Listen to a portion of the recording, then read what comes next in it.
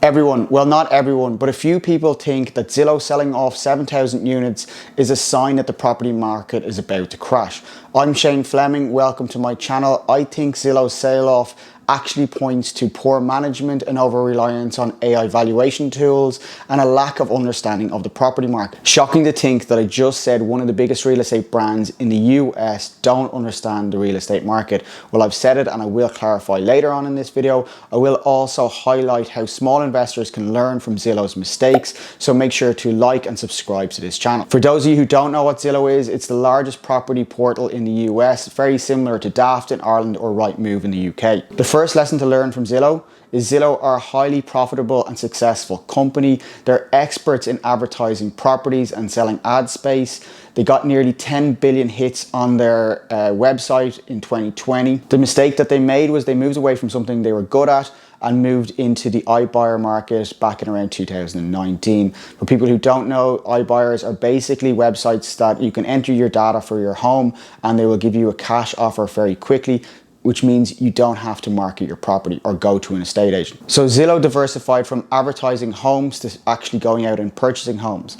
I see this mistake being made from investors all the time when they move away from a location or an asset class that they're quite familiar with and move into a different location or a different asset class that they don't know.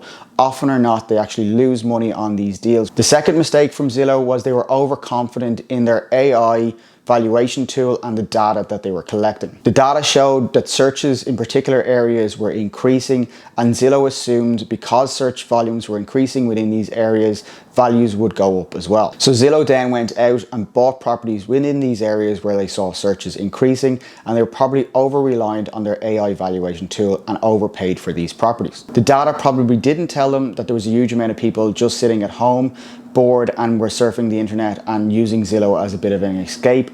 Also, the other thing was we were at peak point of work from home, and there was an idea that a lot of people were going to move out of cities. That trend has already started to reverse. At the time, Zillow employed over 1,000 employees to manage these acquisitions.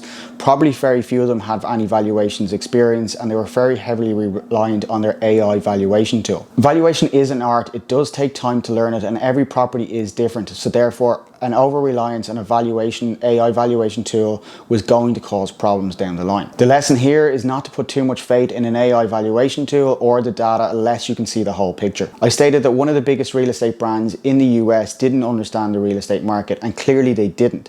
They're clearly very good at collecting data and advertising properties, but that doesn't mean that they're good at house flipping or asset management. It seems that Zillow bought these 7,000 units all over the place in areas where they saw search demand increasing, on the basis that they were hoping that values would increase within those areas. This is a terrible and shocking strategy. It's a strategy based on hope value. This strategy is what led to a lot of downfall of developers in 2018 when they put a lot of hope value on land values going up. A strategy of hope value is no strategy at all when it comes to flipping houses. You either need to know that you're purchasing the property below the market value, or you can increase the value of the property very quickly thereafter through refurbishment, changing of legals, changing of tenancy, or some sort of improvement that will actually increase the value of the property. Zillow also seems to have made mistakes on the asset management side of things. It seems that these 7,000 units are all over the place.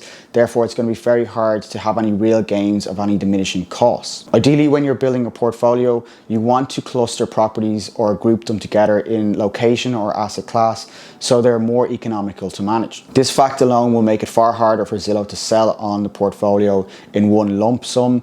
Generally speaking, investment companies that look at this will want to make sure that the properties can be easily grouped together so there is an economic benefit, or it makes it easier to manage. If that's not the case, it will be very difficult for Zillow to sell it on in one batch. The lesson here for investors is if you are looking to build a portfolio, try to build your portfolio in the same location or the same asset class, i.e. you're going after the same type of thing, so there is a definite economic advantage of you holding certain types of property or certain asset classes within a particular location. Because if you ever do want to sell that portfolio portfolio in one lump sum, it will attract far more investors. So they are just a handful of reasons why I think Zillow are selling off these properties because of bad management, rather than Zillow's data telling them that there is about to be a property crash. There are a number of other indicators that suggest this too. If you look at Zillow's share price, it's dropped by nearly 30% in the last day or two. But when you compare that to other iBuying companies that are in the same niche, such as Open Door or Redfin, their share values have only dropped by a small few percent in the last day or two.